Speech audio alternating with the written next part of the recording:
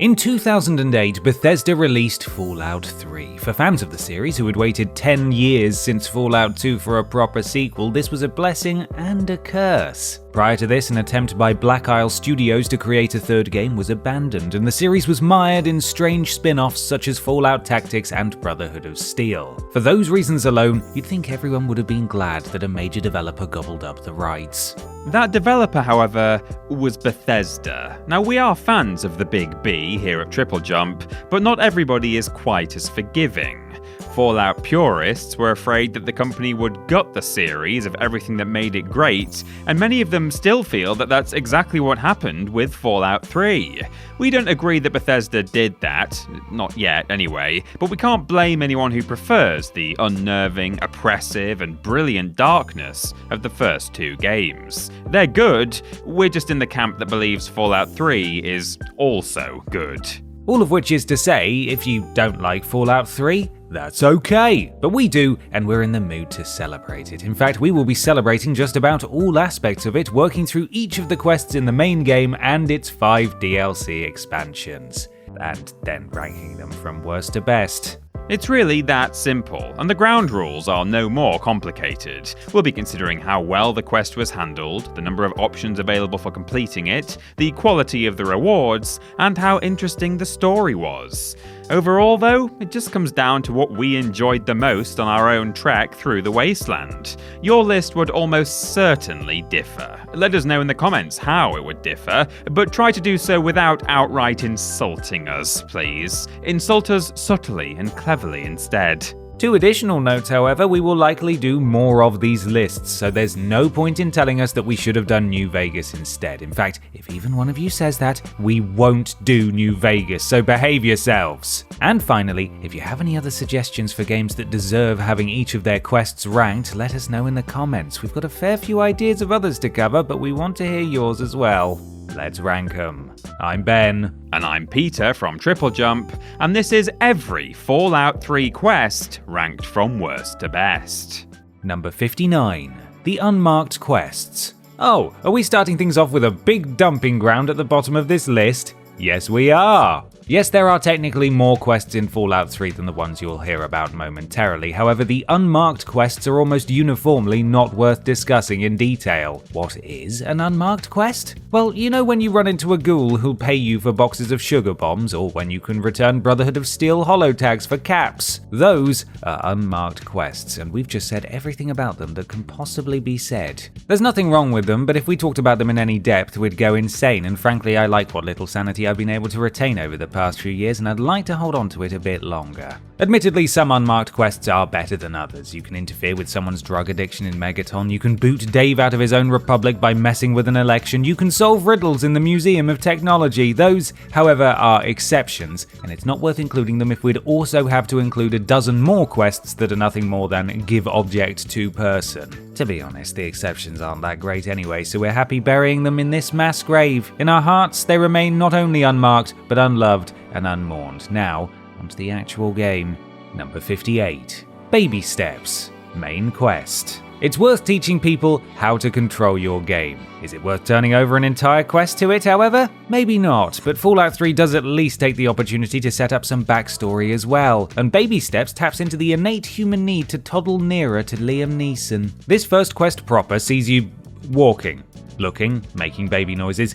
It's kind of rubbish, to be honest, at least from a gameplay standpoint, but it does establish what your father is like, his love for your deceased mother, and the impersonal coldness of the vault environment. It also allows you to choose your special stats, which will, in large part, shape the way you play the entire game. However, you're given another chance to do this during a later, better quest, so there's not all that much purpose to do it here. In fairness to Baby Steps, it's not bad at all during your first playthrough when you'll be learning these things for the first time. It also ends quickly enough, which is its own kind of benefit. On subsequent playthroughs, however, it can feel unnecessary and tedious. The later vault quests will at least have you interacting meaningfully with characters and shaping your relationships with them. This one just requires you to gurgle and drool. On the bright side, speedrunners have found ways to escape the vault as a baby, an exploit that single-handedly justifies the inclusion of the Baby Steps quest. Number 57. Growing Up Fast. Main Quest. We rank this above baby steps simply because you're capable of more than just squirming and pooing, but there is some actual value here in getting to know the social climate of Vault 101.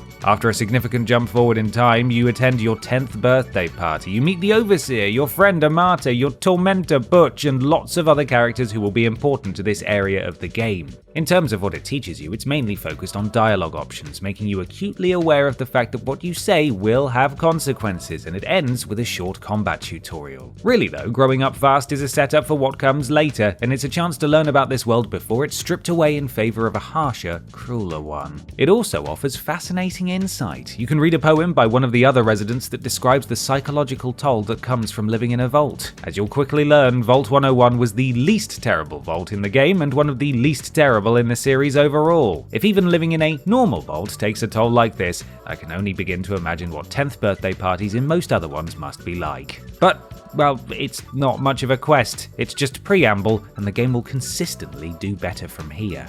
Number 56. Future Imperfect. Main quest. Right, I promise this isn't just a walkthrough. I know I have yet to provide you with any evidence of that, but it's not my fault that Fallout 3 puts much of its worst stuff first, so we're just going to have to wade through the tutorial in sequence for a bit. I promise we'll do some side quests soon. After another time jump, you are sent by your father to take the goat, which will determine your eventual job in the vault. This serves both a narrative purpose, or it would if you weren't destined to destroy the place in the very next quest, and a gameplay purpose as your responses to the test determine your tagged skills. Or, again, it would if you weren't given the option of just setting your tagged skills yourself, rendering the test pointless. Much more intriguing is the brief conversation with your father, which casts some doubt on the whole "it was here you were born, it is here you will die" spiel that Ron Perlman assures you of during the opening narration. There is a good confrontation with Butch, who is hassling Amata. You can cause him to back off with either speech or violence. Or you can join him in the bullying if you're a real sack of crap yourself. It's another way of tutorializing the fact that just about every dilemma will have more than one solution. Still,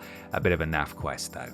Number 55. Project Impurity. Main quest. See? I told you, we're breaking from chronology after all. Just have a little faith, baby. Is Project Impurity bad?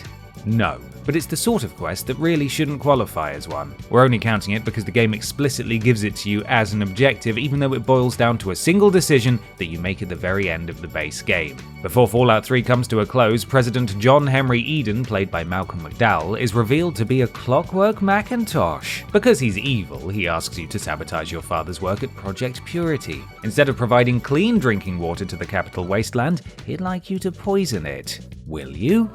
Well, maybe out of curiosity. There's no real justification or compelling reason for doing it. Eden doesn't make much of a case for overturning your own efforts, which spanned the course of the entire game. Yes, the contaminated water will kill super mutants, but some of them are friendly. It will also kill ghouls, many of which are friendly. It will also kill wastelanders, which makes you a mass murderer. Well, more of a mass murderer. It's an ethical dilemma without a dilemma. Even if you do believe in the notorious JHE's vision, it just isn't any fun. You get some condemnation in the ending slideshow, but that's it. Why bother? The quest doesn't shake your worldview, it just gives you one last empty chance to be a dick. In its favor, however, at least it stopped me from listing the tutorial quests in order. Anyway, on to the next tutorial quest. Number 54. Escape. Main quest. Somebody once told me the vault was gonna hold me. I busted out in search of my dad. God forgive me for that. At the very least, Escape is a more active sort of quest than what we've already seen. After we do the time jump again, we wake up to find that our father is gone and the Overseer is on the warpath. We can learn definitively here that this isn't the first time Vault 101 has been opened, but it is the only time that it didn't happen in secret. As such, the place is in turmoil and various residents either blame you for the chaos or use it as an excuse to try to flee themselves. Genuinely great stuff, all of that, and it's enhanced by the little decisions you make along the way. Do you fight the former friends who are now hostile? Do you help your childhood tormentor rescue his mother? Do you take the gun Amata offers you? She'll be safer if she keeps it, but she will also shoot and kill another human being and be torn up about it for the rest of her life. And what of the Overseer? You need to go through him one way or another if you're to leave the vault. Will it be with violence or subterfuge? It's a genuine poo storm, pardon my French, and it ends with you being forcibly ejected into the wasteland in what is one of the game's most effective and disarming moments. As the vault door closes behind you and your eyes slowly adjust to the light, you finally see, for the first time, what the world has become. Things immediately get much more real. With little direction, no help, and desolation all around, you're about to start a much more difficult life of your own. Do have fun though, haha! Number 53. Scientific Pursuits. Main Quest. Much of Fallout 3's main quest involves asking people where your father is. Those people then reply, "I won't tell you until you do something for me." Then you do it for them, and they reward you by revealing that they actually have no idea where your father is. It's about as productive as knocking on every door in Washington, D.C. would have been, and sometimes it's exactly as fun. Scientific Pursuits is one of those times! In fairness, you'll visit a few of the game's most important locations, it gets you involved with the water purification project, and it leads you right into the next quest, which is one of the overall highlights of Fallout 3. On the other hand, this quest is rubbish. It involves heading to Rivet City and talking to one person in the lab. If you haven't been to Rivet City yet, then the trek can be a memorable one, but if you have been, then you just need to fast travel there and talk to Dr. Lee. She tells you to kill some super mutants at Project Purity, and then you do that! Hooray! If you fully explore the location, you'll come across many of your father's old notes, learn more about him and his work, and even find the room in which you were born. All nice touches, but they don't have much to do with this quest, and you are encouraged to explore the area in a later sequence anyway. Thankfully, this reveals your father's actual location. He headed to Vault 112 for a sneaky peek at Dr. Stanislaus Braun's research. Things get interesting when you meet him there, but at that point you're in another quest entirely. Number 52. Protecting the Waterway. Broken Steel. Broken Steel serves as a fine, if unnecessary, epilogue to the main game, and something that it does very well is remind us that a lack of clean water was only one of the Capital Wasteland's problems. You can set Project Purity up for success, but that just means that other issues arise. The most obvious and least interesting of those issues is chronicled in Protecting the Waterway, but fortunately, this is an outlier. Here you learn that bandits are attacking water caravans, making the delivery of clean water difficult, which... Right, yeah, bandits attack everything all of the time. You really should have been able to predict this, Brotherhood of Steel. Come on. As usual, you are the only capable human being on the planet, so it's your job to protect the caravan and work out where the bandits are coming from. It's no more complicated than that. In fact, it's less complicated than that, because the bandits are carrying a recording that tells you exactly where to go and their secret password. You fast travel there, kill their leader, and...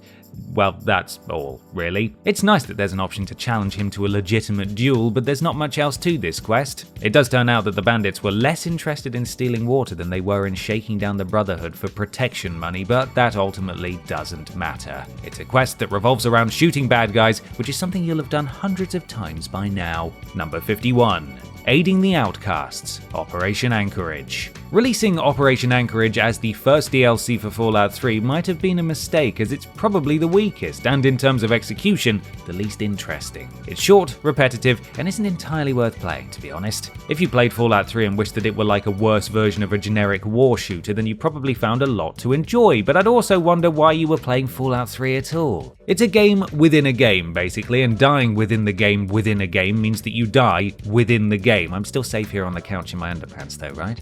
Okay, good. This is the first quest in Fallout 3 that gives you a reason to interact with the Outcasts. By now, you'll probably have met the Brotherhood of Steel, which has a more humanitarian philosophy than we've seen previously. If you disagree with the Fallout 3 version of the Brotherhood, you aren't alone. The Brotherhood Outcasts wear their own disagreement with pride and adhere more closely to the big metal jackwagons of earlier games. The Outcasts are more interested in hoarding and preserving technology than in anything else, really, but especially helping people. As Operation Anchorage kicks off, however, they need your help. Your Pip-Boy is necessary for interacting with the simulation, and completing the simulation is necessary for accessing some juicy tech. The quest requires you to agree to help them. Basically, that's it. It fleshes out the Outcasts and gives you a chance to see things from their perspective, but it's a low point for Operation Anchorage, which is itself a rather low point overall. Number 50. A Spoonful of Whiskey.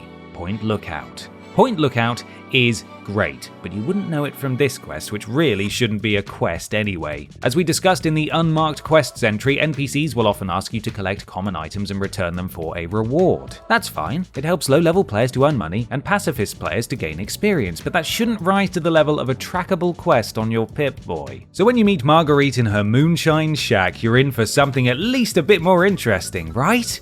Wrong. Oh, you were so wrong. Marguerite just wants punga fruit, fish and batteries, and yeast. Bring her those things and she'll make some moonshine. You get caps and some moonshine for yourself. that's it. We suppose that it's a little better than most Bring Me This Item quests because you at least earn a beverage that is unique to Point Lookout, but you can find moonshine just by rooting around storage containers, and rooting around storage containers is what you'll do in the first place to find the items necessary for this quest, so it's doubly pointless. At the very least, it's quick and inoffensive. If Marguerite were an interesting character in any way, then that would be fine. Dull quests that at least provide a reason to interact with colourful wastelanders serve a purpose, but this is just delivering some crap to an NPC and waiting 24 hours on her couch. Point Lookout, thankfully, gets much better. Number 49. Galaxy News Radio. Main quest. Galaxy News Radio is less a quest than it is a singular retrieval mission, and is one that can be entirely bypassed with a speech check. It also doesn't rise anywhere near the heights of the preceding quest with its Brotherhood-assisted trek through the DC ruins, or the subsequent quest with its visit to the massive Rivet City. It's propped up somewhat by Three Dog, the excitable radio DJ whose name you've no doubt heard being howled over the airwaves. He's a great character, but he doesn't do much more than offer you information about your father in exchange for retrieving a communications relay from the Museum of Technology. You install it on the Washington Monument, and then Galaxy News Radio can broadcast more clearly across the capital wasteland.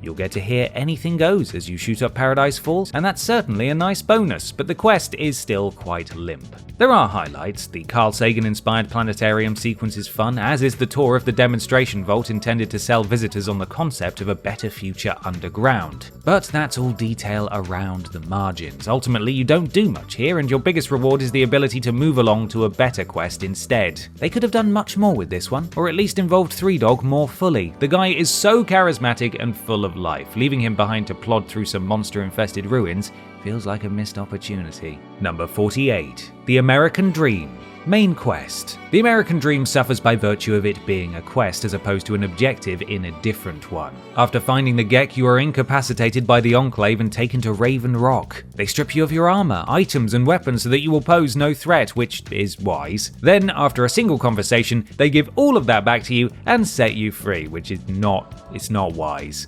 Exploring Raven Rock is interesting enough, but no matter what you do, the Enclave will quickly turn hostile and you're thrust into combat. Even if you're poorly equipped, you only need to take down one enemy to nab some impressive gear, so the challenge is low and the novelty is brief. It culminates, at least, in meeting President Eden, who is revealed in classic Twilight Zone fashion to be a computer. This was a bigger shock in 2008 than it probably is now, after Fallout 76's initial release made computers the leaders of all of its factions. Fool me once, shame on you. Fool me 11,000 times with the same twist in a single game, Bethesda, and shame on you again. I'm not taking the blame for that. It's nice to meet Eden, and it's great that you have a number of ways of dealing with him that don't involve guns and grenades, but that's all. Shooting up the Enclave base is noble work, and you can earn a nice haul of high-ticket items, but it's really just a series of corridors bookended by 2 conversations. Not a bad quest, but certainly not much of a good one either.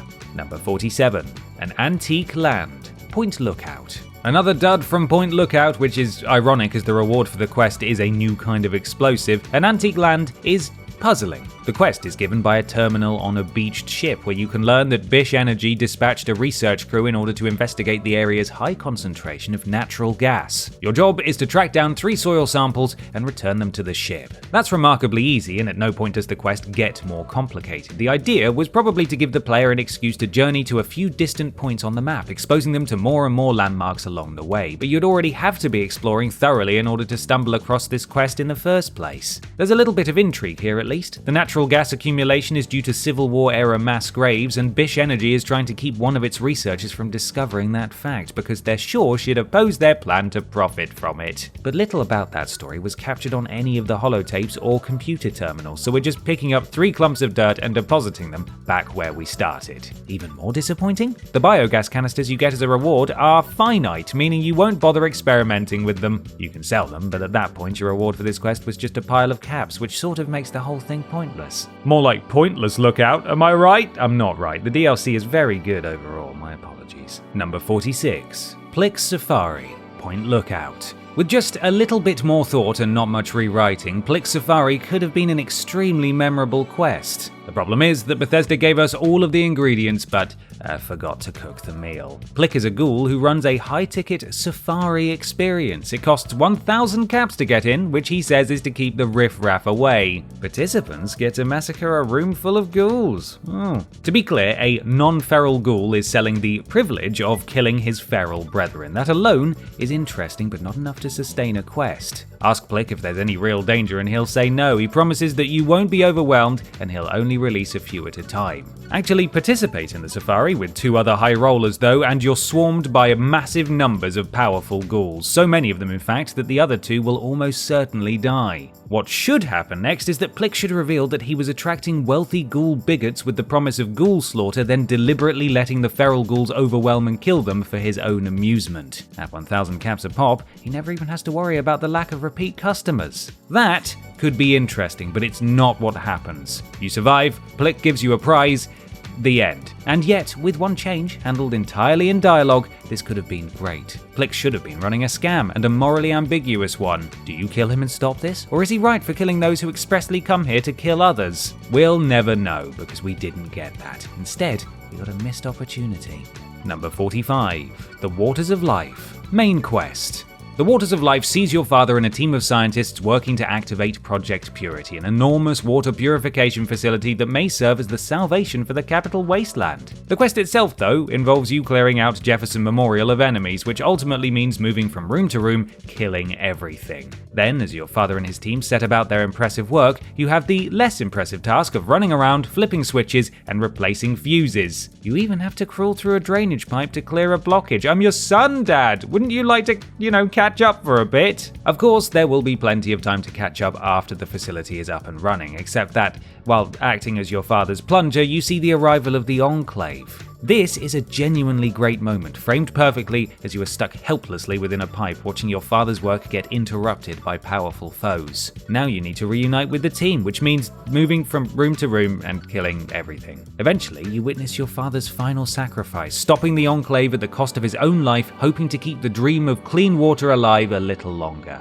It's a genuinely affecting moment and a perfect mid-game way to shake things up. Then you lead the surviving scientists to safety, which again just means moving from room to room, killing everything. Good God, 3 times in this same quest. Sorry I don't have time to bury you, Dad. Enemies need their heads blown off. That's clearly more important. Peter? Number 44. The Nuka-Cola Challenge. Side quest. The Nuka-Cola Challenge would probably be a decent quest if you had to do anything. It's little more than an excuse to get you into Girdershade, which has 2 residents, one of whom is Nuka-Cola superfan Sierra Petravita. Sierra is great in her limited role here as the curator of the Wasteland's only museum of Nuka-Cola memorabilia. It's sweet, so long as you ignore the crippling denialism behind the whole endeavour. Sierra just wants one thing. 30 copies of one thing. She wants to stock her pristine Nuka-Cola refrigerator with bottles of Nuka-Cola Quantum. This is where things should get interesting. She suggests that you check out the bottling facility, which is infested with quantum-marinated variants of Maya lurks. From there, you'll need to retrieve a shipping manifest to learn which locations were meant to receive shipments of quantum, and then you'll have to track them down. But you don't actually have to do any of that. You'll find plenty of quantum as you go about your normal exploration. The execution is fumbled here by the sheer fact that there's no execution at all. You can speed the process along by tracking down the shipments, but there's no real incentive to do so. Just play the game and you'll find the necessary items. There is a small decision to be made in this quest though. This is Ronald, the other resident of Girdershade, and you can sell the quantums to him instead of to Sierra. He's hoping to be the one who stocks her fridge, if you know what I mean, and I hope you do because I'm not sure I do. But whether you or he turns out to be her hero, Sierra's heart belongs only to the Nuka-Cola Corporation. Number 43. Not of This World. Mothership Zeta. Mothership Zeta was the final DLC for Fallout 3, and its greatest accomplishment is that it makes an alien space war feel really flipping forgettable. Much of Fallout 3 already owes its charms to 50s sci-fi B-movies, and Mothership Zeta does give players a chance to explore an extended homage to those films, but it's also daringly simple, frequently boiling down to shooting monsters in corridors. The monsters and corridors look a bit different, but it's otherwise just more Fallout 3. Not of This World is the first quest in the DLC and involves tracking down a crashed UFO. Get too close and you'll be abducted.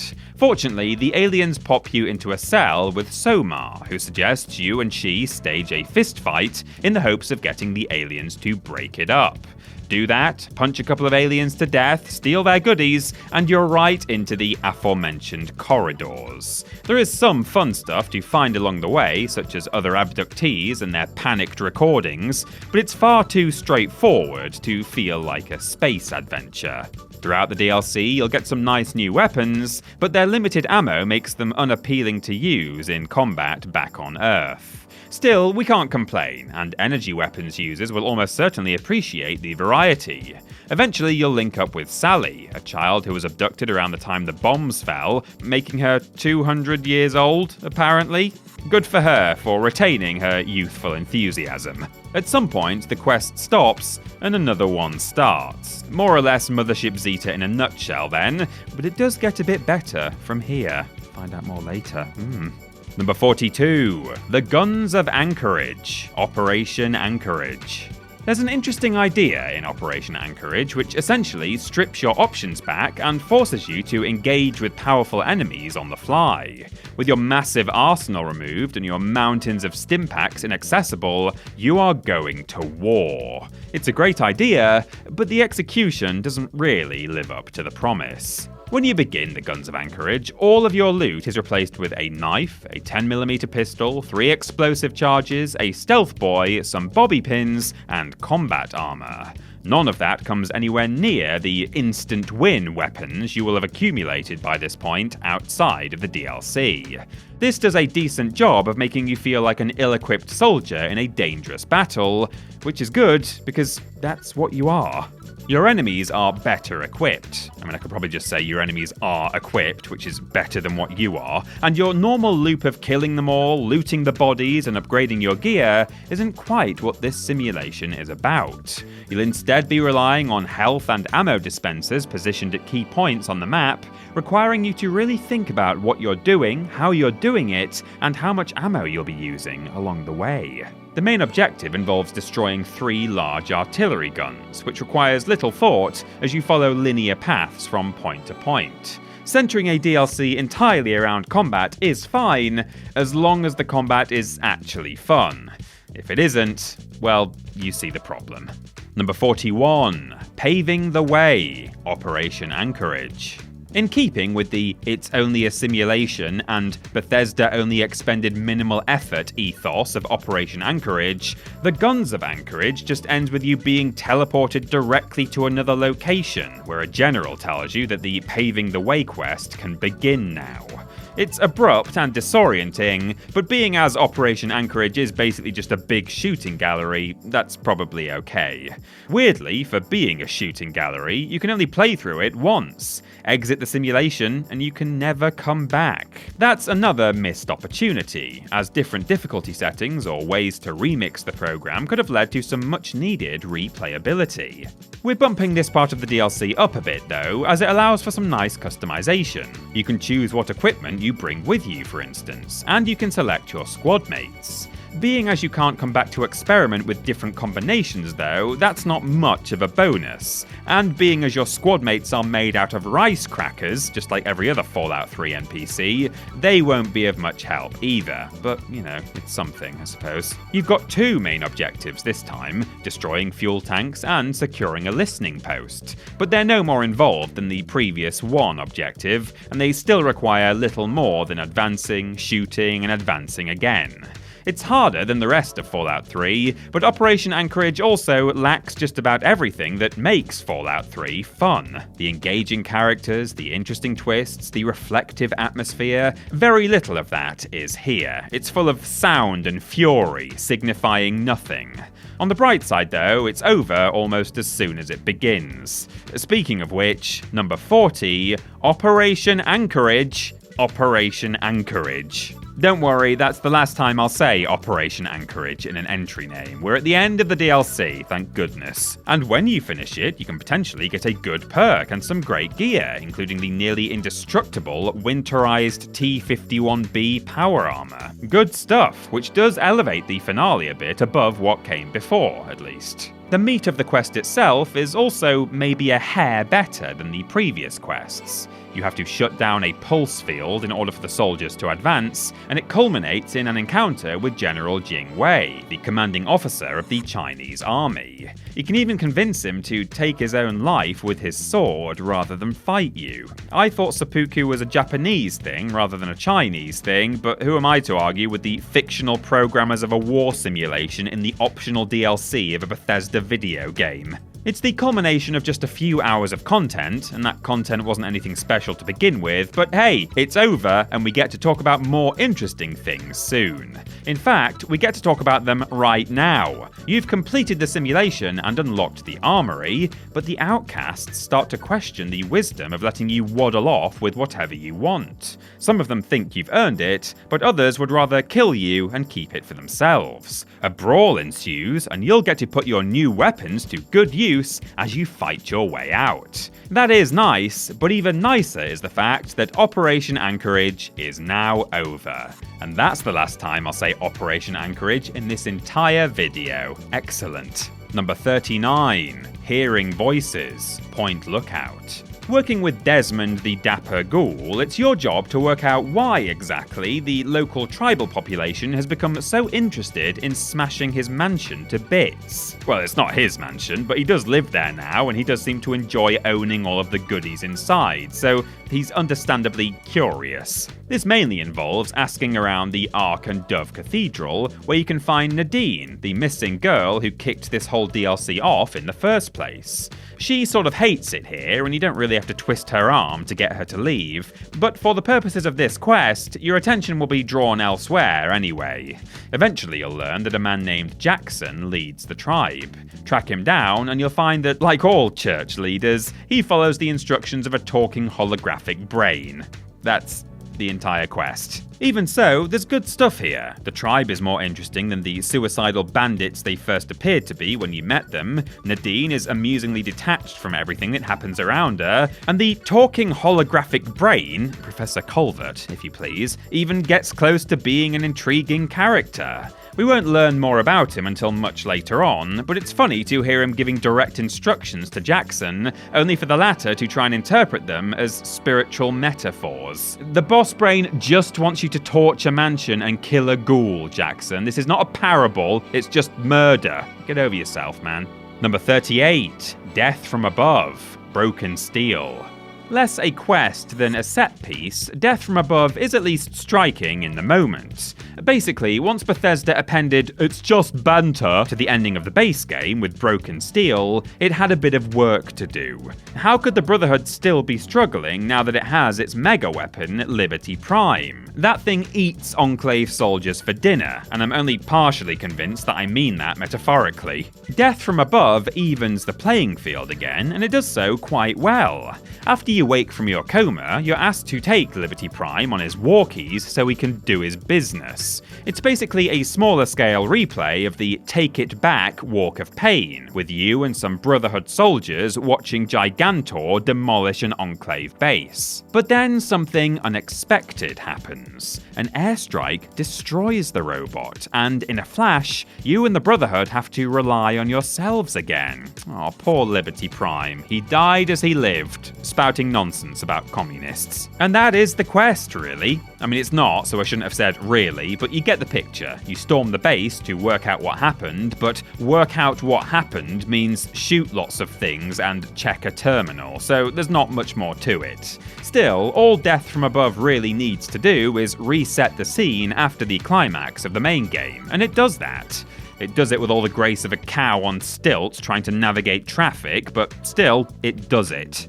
Number 37, Riley's Rangers side quest.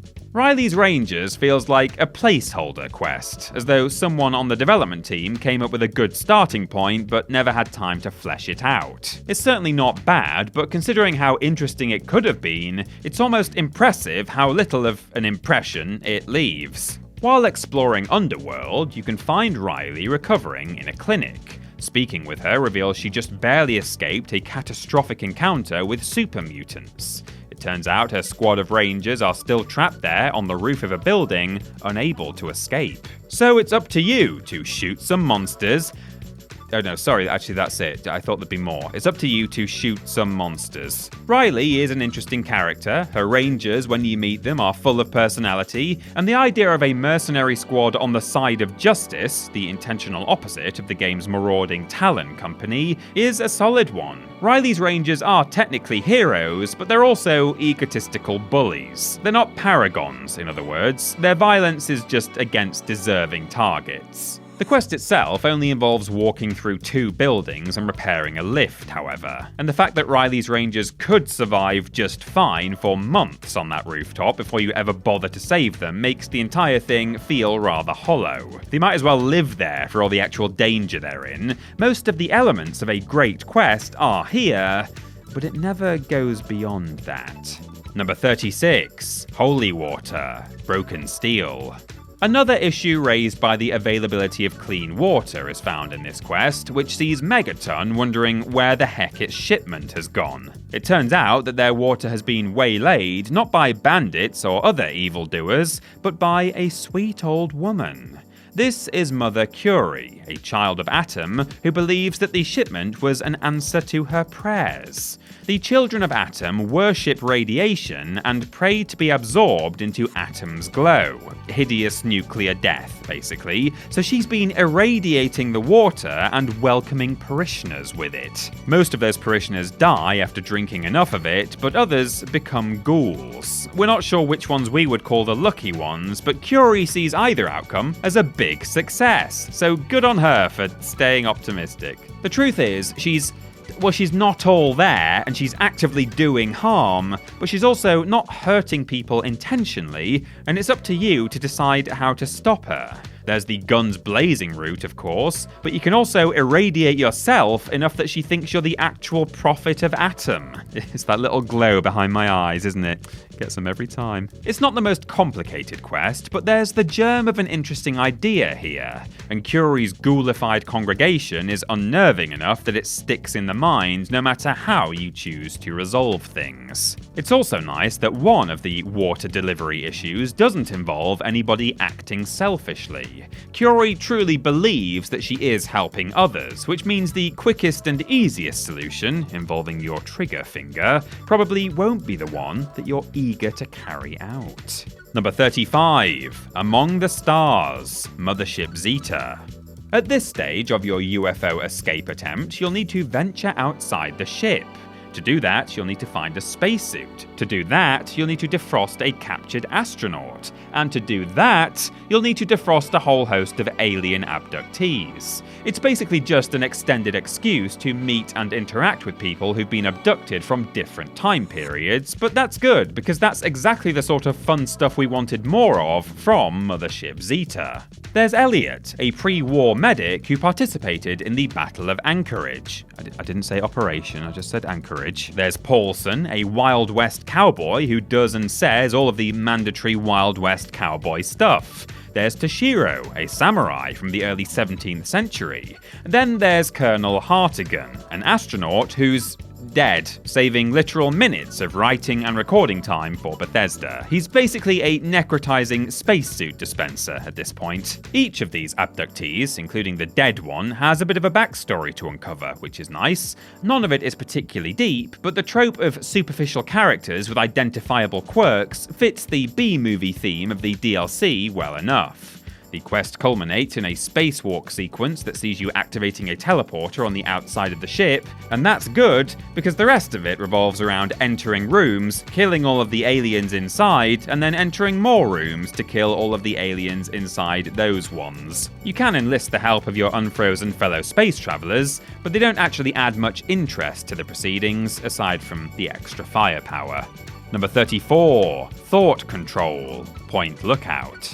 By the time of this quest in the Point Lookout DLC, you are firmly at the centre of the ageless rivalry between Desmond, a nasty ghoul in a natty suit, and Professor Culvert, a brain in some goo. When they first started bickering, however, well before the Great War, they were much different. We don't learn too much about their conflicts when they were human, but they were severe enough that they're still raging 200 years later, when they've both taken extremely different physical forms. Who will you side with? It's not an easy decision. Desmond is the one with whom you've spent the most time, but he's also a bit of a dick. Culvert is a genius who's essentially granted himself eternal life, but he's also a bit of a dick. Players are definitely not starved for bits of dicks in Point Lookout. Regardless, this is the point where you make your first choice. Desmond gives you a signal jammer asking you to install it on the Ferris wheel to block Culvert from communicating with his followers. Culvert tells you to, well, just smash the jammer. I mean, the guy's direct, I'll give him that. You aren't locked into an ultimate decision here, which is good, because you still barely know anything about either of these people, but you do get a chance to learn a bit one way or the other. Siding with Desmond causes the nearby locals to become hostile, but it's nothing you can't handle. It doesn't really matter though, because whatever you decide, you simply return to the mansion and okay, wow. Well, at least you don't have to worry about missing out on a good ending, I suppose. Number 33, Head of State, Side Quest. Head of State plays out very differently from front to back depending on who you side with. That's interesting, but it's unfortunate that the pun in the quest's name only really lands if you side with one of them. The main conflict comes from the fact that slavers have taken up residence in the Lincoln Memorial. You know, Lincoln, the guy who famously was not a huge fan of slavers. He'd be spinning in his grave if he weren't sitting in that big chair of his. The lesser version of the quest comes from siding with the slavers. They ask you to bring them Lincoln memorabilia from the Museum of History so they can destroy it. Then they ask you to help them track down some escaped slaves just to really rub it in old Abe's face. Or they would if he weren't missing his head. The real version of the quest, the one with the story and everything, comes from finding and siding with the slaves. They hope to reclaim the memorial so that other escaped slaves will have a safe refuge, honouring the man himself by setting up a community right there with him. They've also, somehow, come into possession of the statue's missing head and intend to restore it to its former glory. Doing so requires finding a photo of the pre-war Lincoln Memorial, which is important because otherwise they never would have worked out that the head is supposed to be attached to the neck.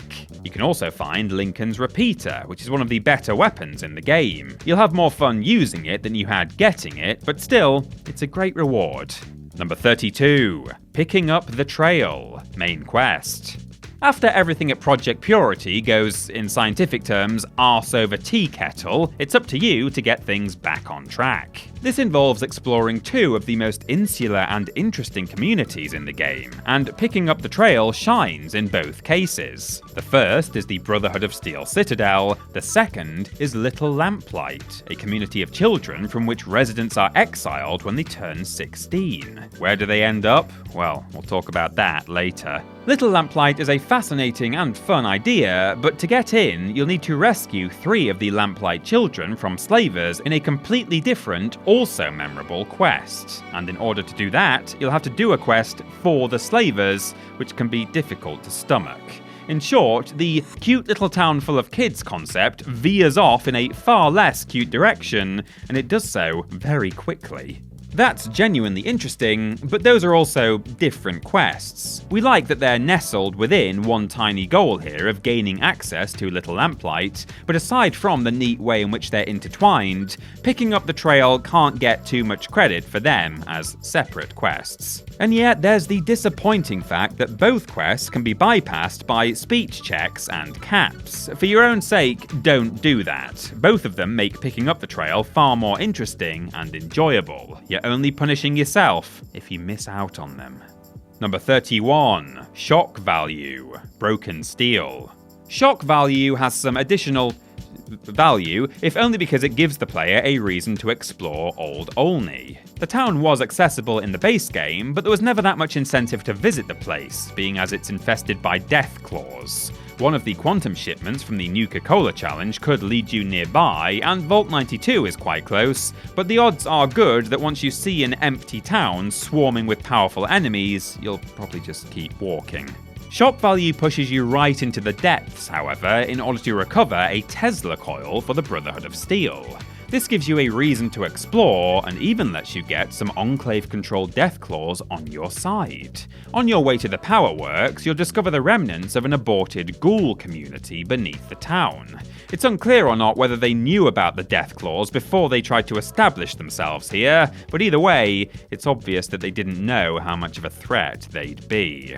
This would have been far more interesting if Broken Steel had added some actual story content here instead of a simple retrieval mission, but it is a good retrieval mission that makes use of easily overlooked content from the base game.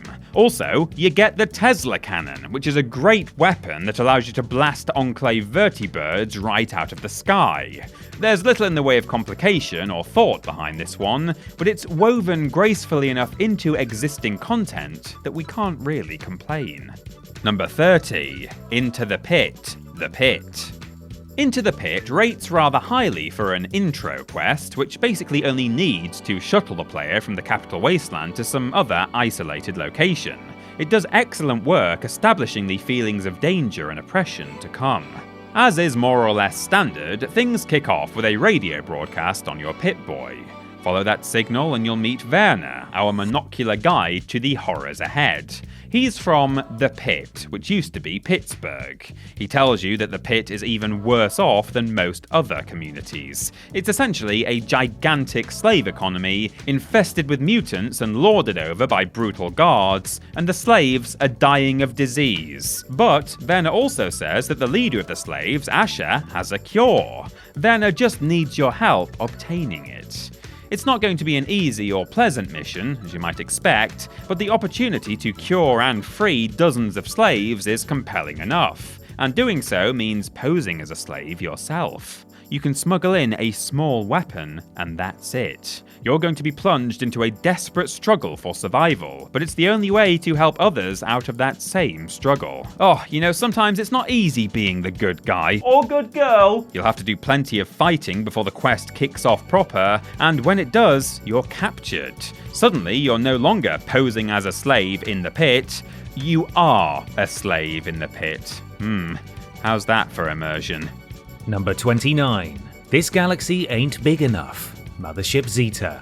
Ambitious to a fault, there's genuine spectacle to be had in this final quest from Mothership Zeta, and it's nice that the DLC gets to go out on a relative high note, but it feels as though neither the developers nor the engine are really up to things here. Your escape from the spaceship comes to a head on the bridge, which is great. Any survivors who are still tagging along with you will join you for the final showdown, which is great. And there's another alien ship that engages your ship in combat, which once again is great. In execution though, it's a buggy set piece that was far better on paper than it is on screen. For starters, the trip to the bridge is the same as your trip anywhere else in Mothership Zeta, a load of rooms and corridors with monsters to shoot. As short as the DLC is, it still manages to feel padded. You kill the captain and crew, you and your companions fend off an attack from another ship, and what should be an exciting space battle is instead a clunky sequence in which you sit in a chair and repeatedly hammer buttons. Since you're learning how to fight as you fight, there's little time to develop much strategy. Every so often, more aliens beam onto the bridge just to keep you annoyed and unable to focus. It's a long sequence that never becomes much fun, and the effectiveness of the spectacle is dulled by the fact that you witness nearly all of it from behind a control panel, but it's at least memorable for what it tries to do. Number 28. Finding the Garden of Eden. Main quest.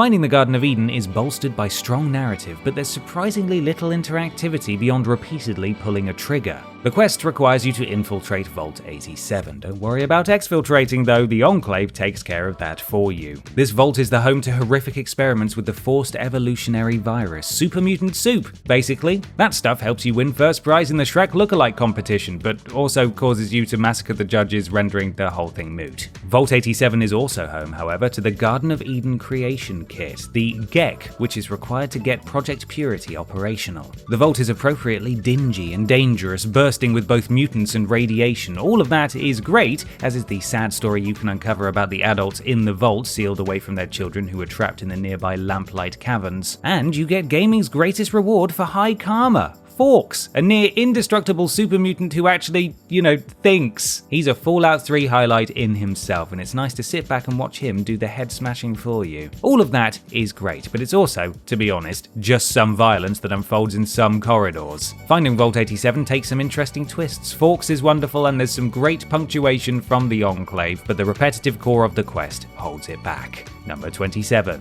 Those. Side quest. Those is a trigger-happy trek through a town and then metro systems infested with enemies. You shoot them, you advance, you shoot more of them, you advance, and eventually you've shot them all. In addition, the enemies are massive fire-breathing ants which deal and take tremendous damage. Being as you're likely to trigger this quest early in the game, it can be a frustrating drain on your limited stim packs and ammunition. And yet, there's some great stuff here. The man responsible for the fire-breathing ant outbreak is Dr. Lesko, a wandering scientist who was legitimately trying to do good. He attempted to use genetic manipulation to reduce the size of the wasteland's gigantic ants to their harmless pre-war size. Had he succeeded, he'd have gradually rid the world of a genuine problem, but he didn't succeed and instead granted them the ability to breathe fire. Look, it's science, alright? Sometimes you cure polio, sometimes you get fire-breathing ants. At the end of the quest, you encounter the Queen of the Fire Ants. You can kill her, of course, and stop the immediate danger, but Lesko urges you not to, as studying her could eventually help him reverse the problem. There's genuinely no right answer. It's down to you and what you think is right, and that's nice. Also, you rescue a young boy who you can then sell into slavery, which is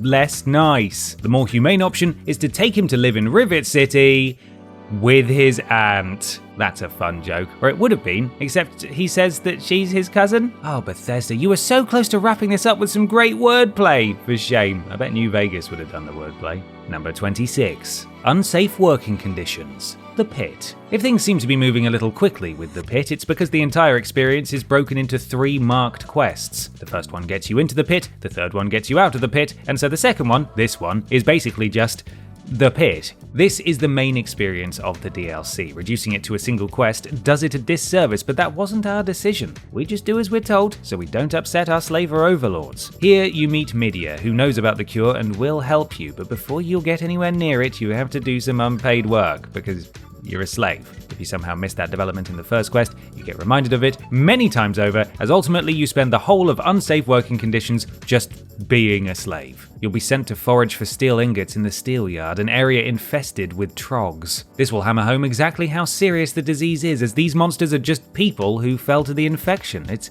a little disgusting and unnerving, to be honest, but it gives context to what you're doing. You aren't only freeing the slaves, you're saving them from becoming this. It's tedious work, but again, slave. The quest ends with a fight in the hole, during which you must kill the other combatants, and it's genuinely tough. Doing so, however, allows you to earn an audience with Asher, who has the cure. Phew!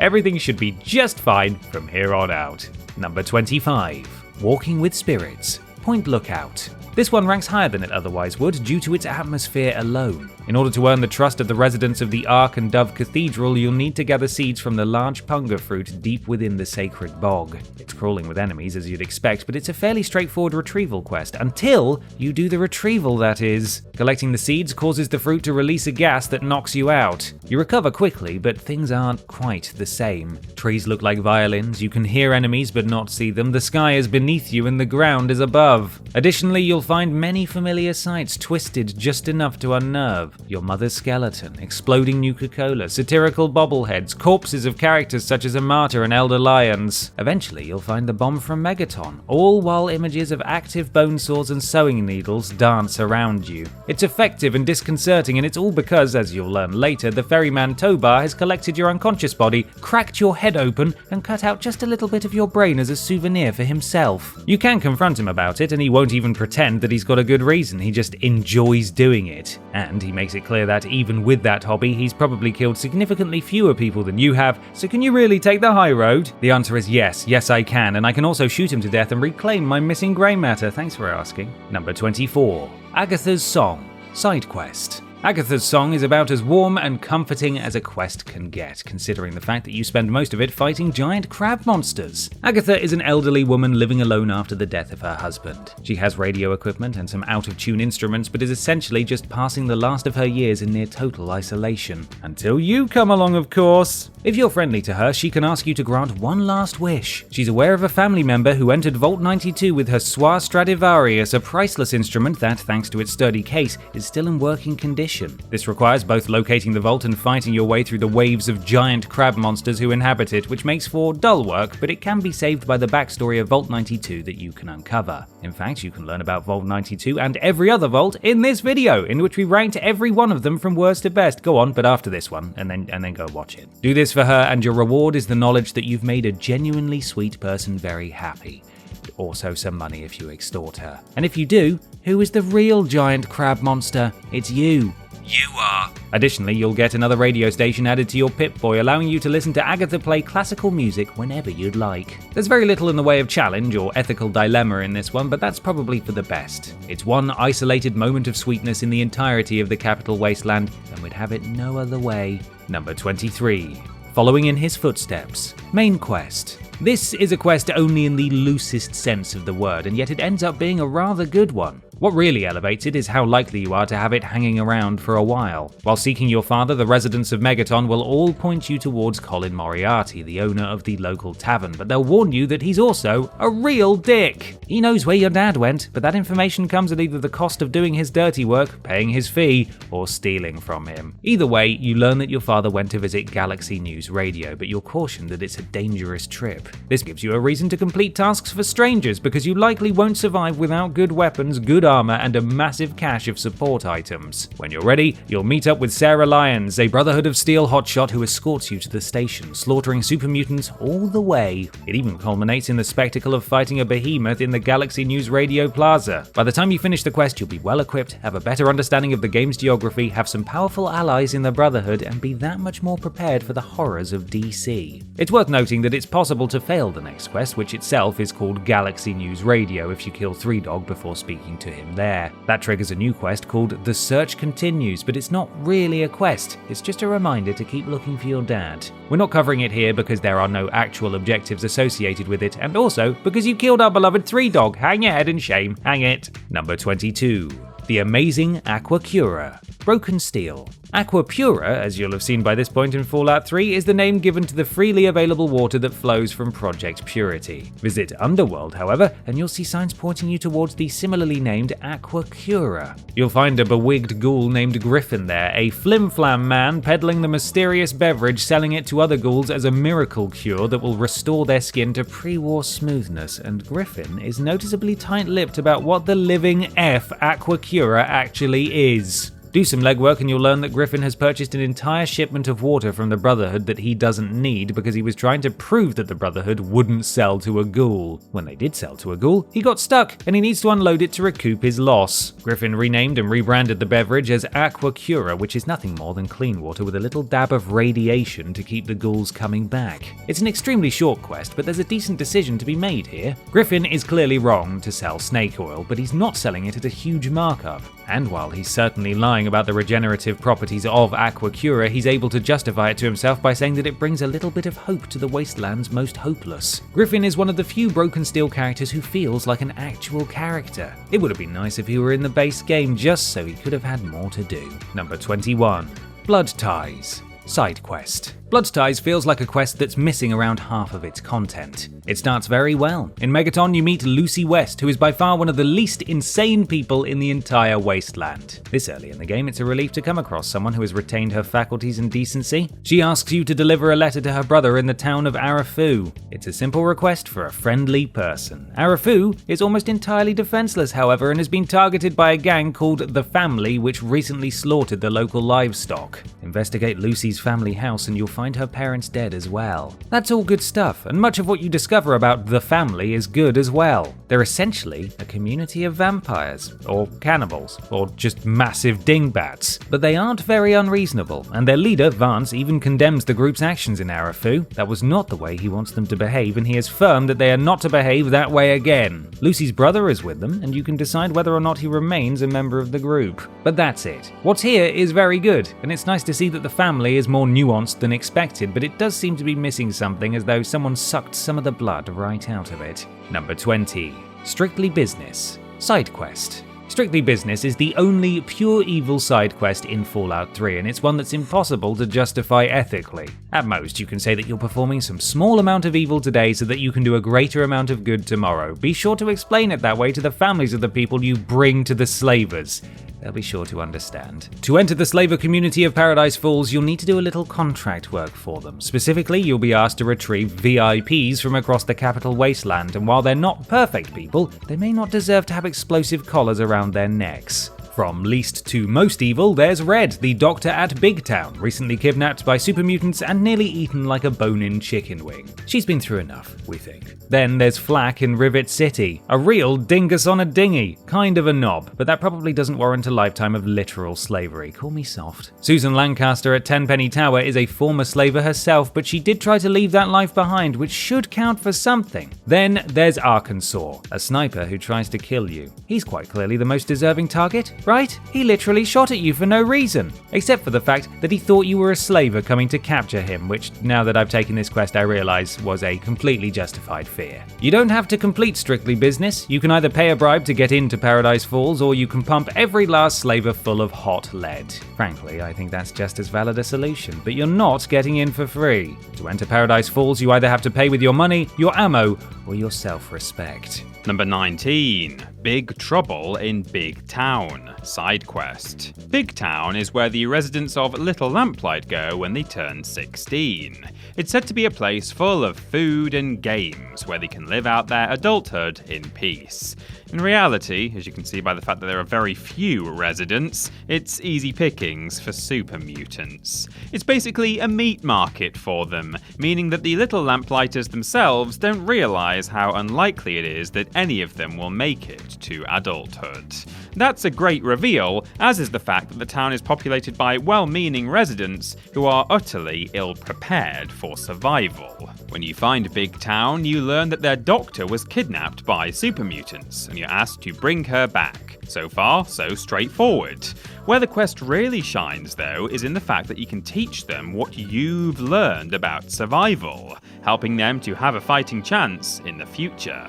For instance, if science is your forte, you can repair some robots to protect them.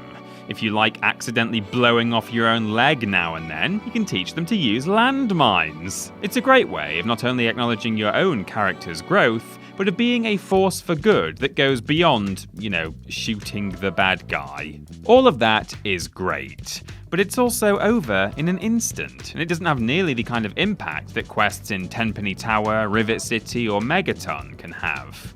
Big Trouble in Big Town, then, is the sort of quest that you might as well do, as opposed to a quest that you'll make sure to do. Number 18. The Power of the Atom, main quest. The Power of the Atom centers around Megaton, the first settlement that most players will find, even if they're not following the main quest. As an introduction to what passes for civilization now, it's a good one. Megaton is one of the safer communities, but it's every bit as filthy, depressing, and tenuous as the others.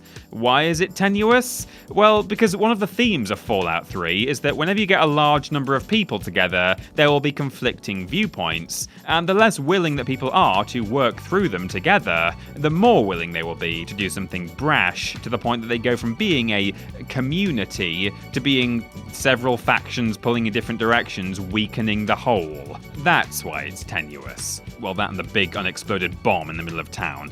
Mainly that, actually. Disarming the big unexploded bomb in the middle of town is clearly the right thing to do. Sheriff Lucas Sims will even give you a home for your trouble.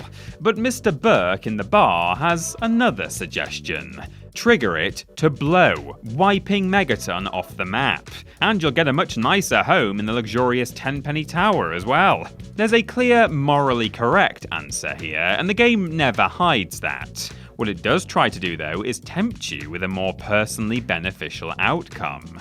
It's not meant to provide you with an ethical quandary, it's meant to illustrate clearly for you the conflicts of interest that you'll be faced with throughout the game, and start you thinking about where exactly you'll draw your own boundaries when weighing your benefit against someone else's loss. It's a good early quest, and one of the most memorable.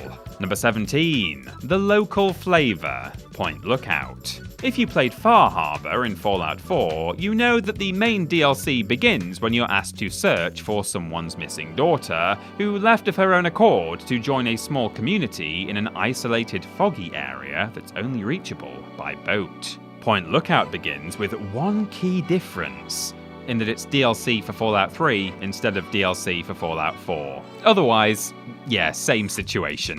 Point Lookout is a striking location from the very first time you see it. It feels strange and atmospheric to an extent that few other areas in the game manage. The local flavour benefits from being the first quest in this new area simply because you're going to feel compelled to explore during it, and you're going to stumble across dangerous and terrifying things as you do, not to mention the inherent sadness of seeing a beachfront resort reduced to desolation and ruin. Dismiss all of that though, and the local flavour is still darn good. Tobar, your ferryman, directs your attention to the Calvert Mansion, which is almost certainly full of goodies. Investigate it for yourself and you'll meet Desmond, one of Fallout 3's finest characters and clearly the ghoul with the greatest mustache. He's fending off a siege on the mansion, and it's up to you to spend your ammo and supplies to help him defend the place. It's a long and difficult fight, which helps this to stand out against Fallout 3's usually perfunctory ambush sequences. By the time you're finished, you'll feel invested in Desmond and his next request to work out what the natives were so agitated about. Or, maybe that was just me. What can I say? It's that mustache. It does things to a man. Number 16. The Superhuman Gambit side quest. There's trouble brewing in Canterbury Commons in the form of the Antagonizer. But never fear, the Mechanist is here to keep her and her army ants in check. In fact, the two are so perfectly matched in their abilities that the fighting might never end, and the residents of Canterbury Commons will just have to keep hoping they don't catch a stray laser blast or mandible. This is a genuinely fun idea, with the rise of both heroes and villains being an inevitability in a lawless land, and the abundance of mutations and technology providing lots of possibilities to explore. Both the Antagonizer and the Mechanist also come with their own tragic origin stories, which is a nice touch and helps them stand out as more than sheer novelty. Sadly, the Superhuman Gambit doesn't evolve too much beyond its great premise. You are tasked with stopping either or both of the combatants, and the idea seems to be that you'll track each one down in their lair, hear their side of the story, and then decide which of them needs to be stopped. In practice though, when talking to your first, whichever, it doesn't matter, you'll likely either talk them out of it, or fight them right then and there before even hearing the other's perspective on things. There are decent rewards at play in that you can end up with the costumes of both characters, and the situation is fun enough on its own, but this particular Canterbury tale should be much better. You don't end up feeling like a hero who brought two larger-than-life forces of the wasteland to their knees. You're just a guy who wandered into town and politely asked them to tone it down. A memorable quest, but one that could have been so much stronger. Number 15. A Meeting of the Minds. Point Lookout. And now, finally, at last, you need to choose between your twin husbandos. Will you go to the prom with Desmond, the debonair deadite with the dreamy dapper dialect? Or will you ask Professor Culvert, the big buff brain boy buoyed in biogel? Or will you kill them both? Really, how memorable would any prom be without everyone ending up drenched in blood? Whoever you've sided with so far, you have the opportunity to switch allegiances, and that's helpful because within Culvert's secret bunker, you can finally learn more about him, his history, and how he became a brain. Okay, I didn't say it was deep or anything, I just said you can learn more. Once you fight through his security robots, it's decision time. Desmond offers you the chance to take whatever goods you can scavenge from the place, which is generous. Relatively generous, at least. The guy's usually 3 seconds away from punching you in the genitals, so yeah, this is generous. Culvert, however, offers you the greatest thing any human could hope for. Sounds like you get one hell of a perk for siding with him then.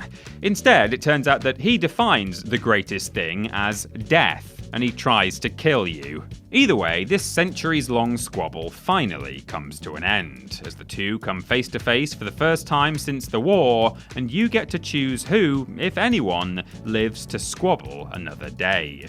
It's Desmond though, come on. That mustache. Number 14, Trouble on the Home Front, side quest. Once you've finished the Waters of Life, your Vault 101 friend Amata sends out a distress signal, and you're invited back just once into your childhood home to meet up with old pals.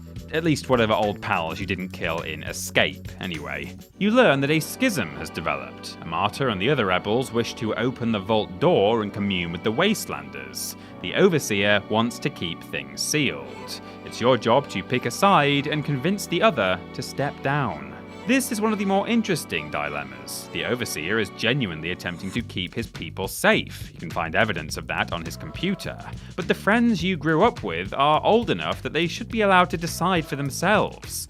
Additionally, many of these people will die at the feet of the horrors of the wasteland, but then they're all doomed within several generations if they stay in the vault. Further complicating matters is the fact that if you killed the original Overseer during Escape, the new Overseer cannot be reasoned with. Fair enough, seeing as you slaughtered his predecessor, but that means you'll have to kill him too if you disagree. It's an extremely brief quest, but the vision of your peaceful old home in chaos is a powerful one. And those dark corridors suddenly feel so much more claustrophobic after you've spent so much time outdoors. It also provides a perfect opportunity for reflection in the mid-game. Do you give others the chance to grow as you have at the risk of their own lives? Or do you keep them sealed away and protected, but stunted? Or perhaps do you just sabotage the vault and doom everyone equally? That works too, you absolute monster. Number 13, Rescue from Paradise, main quest. Paradise Falls is built within the remains of a shopping centre and is now used for the buying, selling and storage of slaves. It's large, well protected and populated with well-armed slavers. The dilemma here is that several children from Little Lamplight have been enslaved, and you need to rescue them. That's assuming, of course, that you didn't successfully talk your way out of having to rescue them, which is a fairly repugnant choice to make, the more I think about it. Anyway, you'll need to step right into the heart of the slaver community and set the children free, preferably without anyone noticing. You'll have an impressive number of non-violent options that include everything from hacking to hot wiring to pickpocketing, but there's another complication. One of the kids refuses to leave unless you agree to free a grown-up slave to whom she's become attached. That adds a whole other layer of danger to your mission. I'm pretty sure nobody here at TripleJump Towers has ever successfully gotten that guy out alive, but it's not for want of trying. Paradise Falls is a remarkable deviation in tone from what preceded it. In many cases, the inhumanity of the wasteland can be avoided or quickly passed by, which makes it easier to laugh at the funny robots and enjoy the Nuka-Cola. In Rescue from Paradise, however, you are forced not only to confront one of the most unpleasant truths of wasteland life, but to surround yourself with it and even engage with it. It'll do a number on those of us with our scruples intact, and I say that as an enormous compliment to the quest. Number 12. Who Dares Wins, Broken Steel. The big finale of Broken Steel has basically everything we could reasonably want. Much of the content in that DLC is just the same stuff as before, but bigger, which makes the all-out assault on the Enclave's last major base a perfect way to end things. Without Liberty Prime, the siege is a lot less colourful, but we're basically a walking killbot ourselves by this point, so I suppose we don't really need him anyway. As a last hurrah for the overall narrative of Fallout 3, all it really does is put our equipment to the test. There are final major skirmishes in the ruins of DC, in the underground presidential metro, and then many times over at Adams Air Force Base, which is where the Enclave has holed up with their orbital strike device. It's a long sequence of difficult fights, which is good, because very few things prior to this will have made much of a dent in your supplies. The best part? You get to wreak havoc with your brand new Tesla cannon. Who Dares Wins is basically a reworked conclusion to Fallout 3, designed for people who enjoy big boom booms more than themes and character arcs. It's fun and challenging in a way that the main game's original ending was not, so it's far from a simple retread. There's also a certain satisfaction that comes from using the Enclave's own mega weapon against it to deal the killing blow.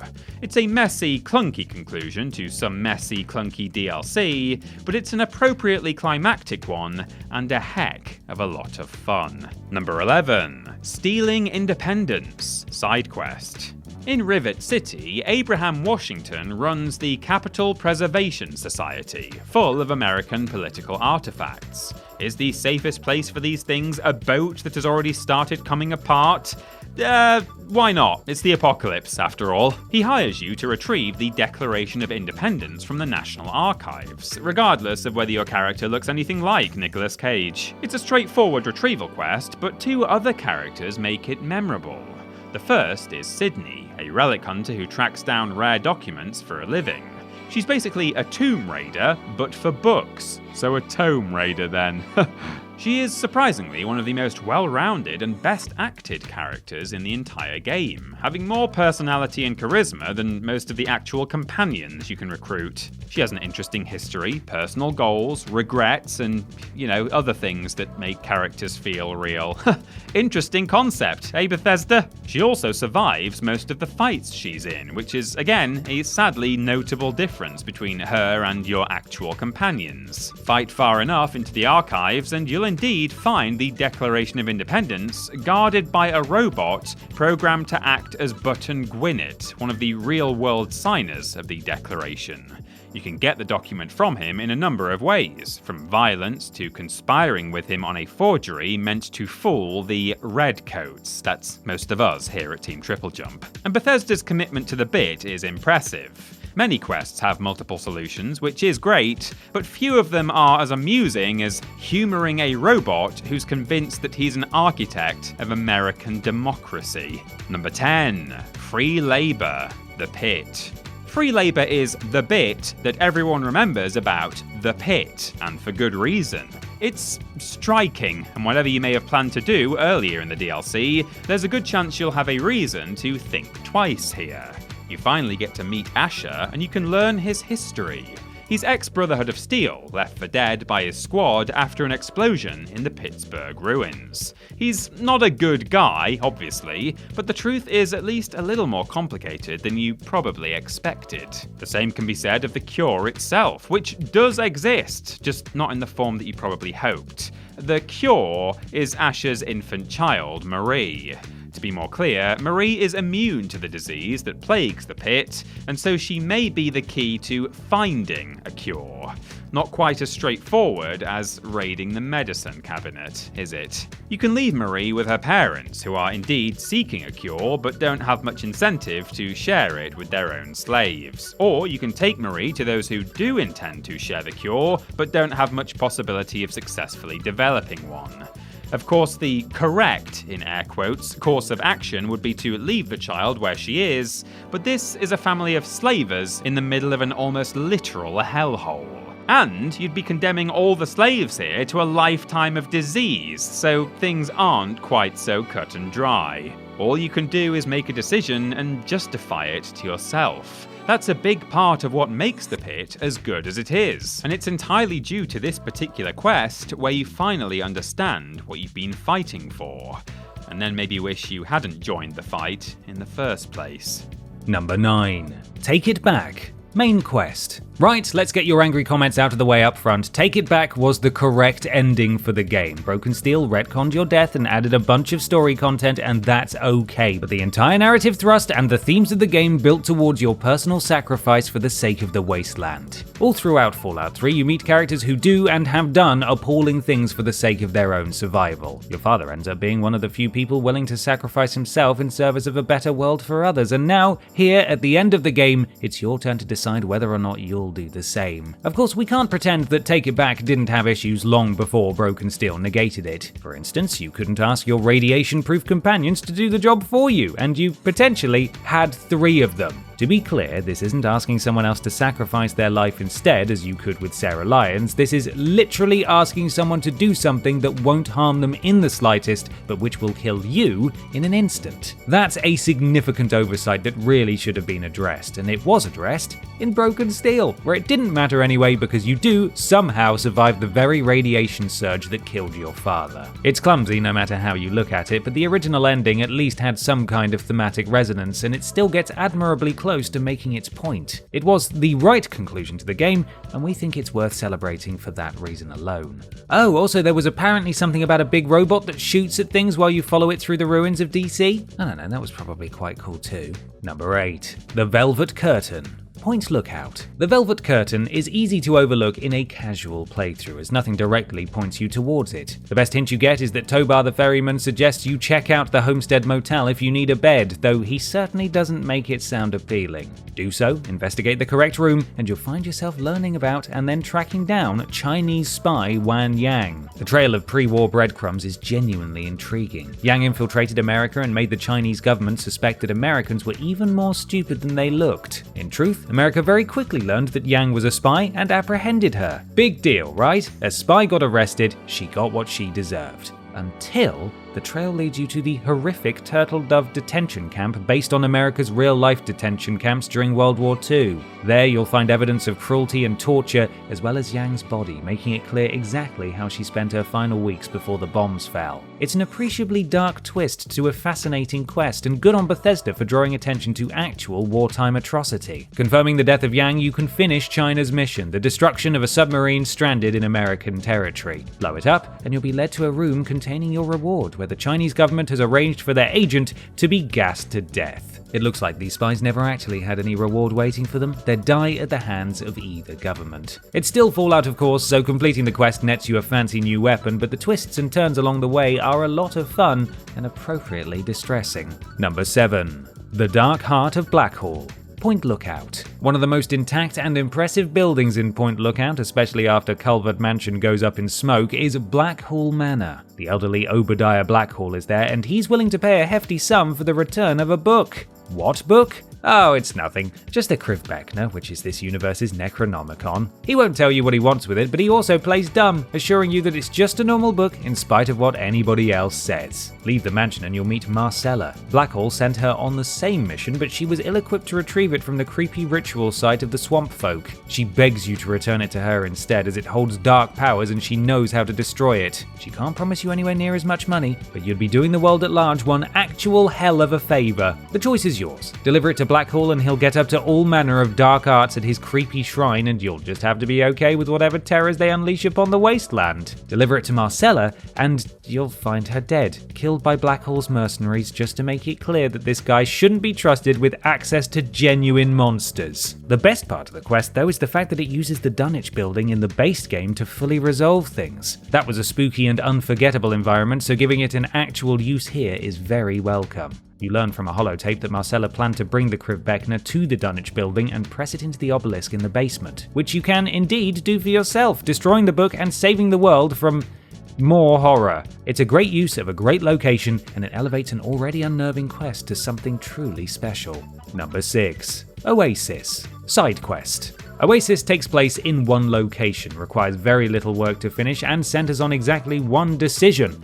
But what a decision. Tucked away in a remote part of the capital wasteland is Oasis, a tiny community which has sprung up around, well, a tree. An actual, healthy, thriving tree with vegetation surrounding it and spreading slowly outwards, restoring natural life to the ruined world. What's more, it's a tree that talks. Fans of the previous games will recognize Harold. In Fallout, Fallout 2, and Fallout Brotherhood of Steel, you were able to chart the progression of the small tree growing out of the friendly ghoul's head. After arriving here, though, the tree has grown to encompass his entire body and root him to the ground. Why does this matter? Because Harold lives every day in pain and misery, pleading for death, though the denizens of Oasis see these pleas as a test of faith from their god. Harold is hoping you'll be a bit more literal and euthanize him. Oasis basically tests your feelings on an individual's right to die. Keeping Harold alive would continue to bring plant life back to the wasteland, but when he spends every waking moment in agony, is it morally justifiable to keep him alive against his will? It's arguably the best ethical dilemma in a Bethesda-era Fallout game, as there are clear positives and negatives to anything you decide. Unless you decide to burn him alive, reducing him to a screaming skeletal husk. That, of course, is an option too. Do you believe that Harold has a right to die, or is the future of the wasteland more important than his pain? Basically, you need to decide if the needs of the many outweigh the needs of the you. Did we write this entire entry just so we could make that joke? You'll never know. Number 5. Wasteland Survival Guide Side Quest. The initial Vault 101 quests are usually thought of as this game's tutorial, and they do teach you how to play Fallout 3 in terms of how to move, interact, fight, and so on, but the Wasteland Survival Guide quest is the game's real tutorial, and it's a great one. The quest teaches you gradually the breadth of your options. Things in the wasteland aren't always as simple as choosing to shoot or not shoot something, and cheery Moira Brown is going to make you learn that the hard way. Moira wants somebody to document their experiences for a book she hopes will help others. You're likely to meet her almost immediately after leaving the vault, so you'll be learning these things for the first time and appreciating firsthand what value a book like this could provide to others. She'll send you all over the map, performing tasks that range from the essential, like healing injuries, to the outlandish, such as exploding mole rats, and it serves as a wonderful self-guided introduction to the kind of things you'll do in the game, giving you a low-stakes way of learning how to do them. Each mission also has an optional objective for a better reward, encouraging you to be thorough in your work. Or you can lie to her about your experiences, pretending to do these things without ever actually bothering. It's nice that that's even an option. An additional option is to simply crush her dreams outright and talk her out of writing the book at all, which results in poor Moira losing her chipper personality and resigning herself to a dead-end existence in a doomed village. Don't actually do that though. I mean, blowing up the town, why not? Hurting Moira's feelings though, nobody can be that heartless. Number 4. Tranquility Lane Main Quest. It's pretty clear that Fallout 3 shines brightest in its side content, but Tranquility Lane is a main quest done exactly right. It advances the plot, introduces complication, and provides an extraordinarily memorable sequence. You visit Vault 112, where an ongoing simulation experiment is taking place under the supervision of the increasingly insane Dr. Brown. The residents have been alive for around 2 centuries, subjected to endless torments and agonies by Brown. When he gets bored of impaling, garroting, and disemboweling his charges in a given scenario, he boots up a new one and starts all over again. Really, can you imagine reveling in lovingly rendered violence against digital people? Oh, what a sicko, am I right? You stumble into the Tranquility Lane simulation, a recreation of pre-war suburbia where the residents go about their lives unaware that creepy little girl Betty is their vicious overseer in disguise. Your timing couldn't be better as far as he's concerned, and he refuses to cough up any information about your father unless you follow his instructions. Your tasks gradually become more and more unforgivable, as he starts you off by asking you to make a child cry, and eventually insists that you literally become a serial killer. If you do go along with Brown's tomfoolery, he'll reveal at the end that your father is actually the neighborhood dog and has been watching your transgressions in horror this entire time. Oh, sorry, Dad. Instead, you may learn of a failsafe that you can activate which will trap Brown in a hell of his own making. And you can do that before following any of his orders. Of course, in that case, the last memory of everyone in the vault will be that they were gunned down by invading commandos, but in Fallout 3, that actually qualifies as a mercy, I think. Number 3, Tenpenny Tower, side quest. Tenpenny Tower is an excellent quest, and the fact that it ties directly into another excellent quest and 2 other very good quests is even better. The best part is that its ethical complications are even more complicated than they appear. Tenpenny Tower itself offers its residents an unrivaled life of luxury and security. Living there is expensive, which I think we can all agree is understandable, but it's strictly no ghouls allowed. It's bigotry, something that is made explicit by several characters involved with the quest. Morally speaking, the right thing to do is to change the residents' minds and help a ghoul named Roy Phillips and his crew gain residency. Indeed, you can talk every last occupant into giving the ghouls a chance, including Alistair Tenpenny himself. Spend just a little time listening to Roy, however, and it becomes clear that he's cruel and quick to violence. So sure, Tenpenny Tower should probably admit ghouls, but should they admit these ghouls? Then again, once you start saying some ghouls are okay, but some ghouls should be left to rot, aren't you part of the problem?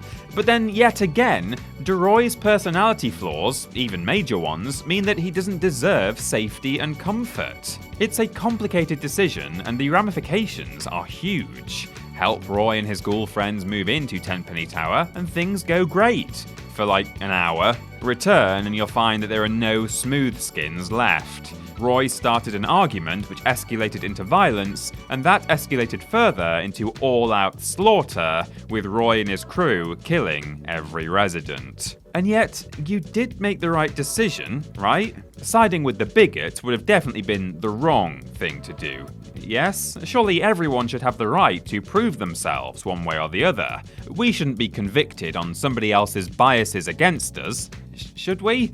I mean, of course not, in reality, but the outcome here means there's no easy answer in-game, and Tenpenny Tower's ability to make us question our own sense of morality is impressive. Number 2, The Replicated Man, side quest. The Replicated Man is a textbook example of how much more interesting stories can be before you start explaining every detail of them. Fallout 4 obviously had its strengths, but the mess of contradictions and confusions at the heart of the Institute was not one of them. And yet everything seemed so promising in The Replicated Man. In your travels, you'll learn about an android who has had his appearance altered and his memory wiped. Make it to Rivet City and you'll meet Dr. Zimmer, who explains more. This was a synth manufactured by the Institute in the otherwise devastated Commonwealth. Zimmer admits that this is far from the only synth who has become self-aware and escaped. Zimmer works for the Synth Retention Bureau and even travels with a Corsair, another synth programmed to recapture his rogue brethren. You will also meet a member of the Railroad, an organization that helps escaped synths establish new lives as individuals. Basically, this quest does Fallout 4 better than Fallout 4 did Fallout 4. If there's a weakness to the quest, it's that it's very easy to overlook. When you meet the representative from the Railroad, she will give you a synth component that you can now show Zimmer in order to convince him that the robot has been destroyed. If you do, the quest ends before it really begins. That's a puzzling design decision, to put it as politely as possible, but it doesn't stop the Replicated Man from being one of the best in Fallout 3. And yet, there's one that we think is just a little bit better. Number 1. You gotta shoot him in the head.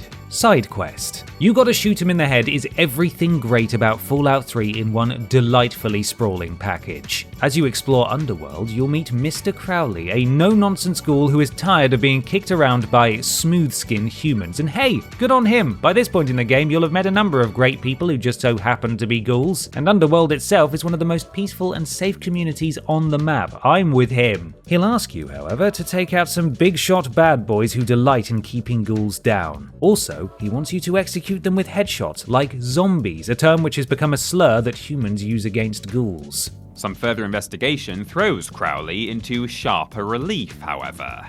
He's been trying for ages to hire somebody to do his dirty work, and nobody remembers anyone on his hit list as being particularly anti-ghoul. Well, aside from Alistair Tenpenny, but even he can be talked into a change of heart. Something is definitely wrong here. It turns out that many years ago, Crowley was part of a heist gone wrong. He and the folks on his hit list were hired by Tenpenny to burgle Fort Constantine for the booty within.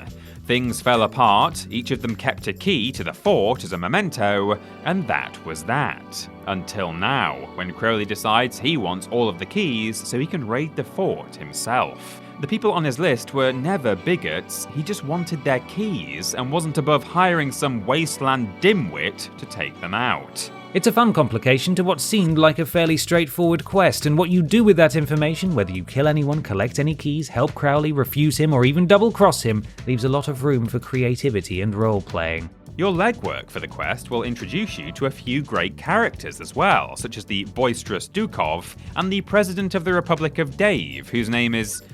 Hang on a second, let me just check the script here.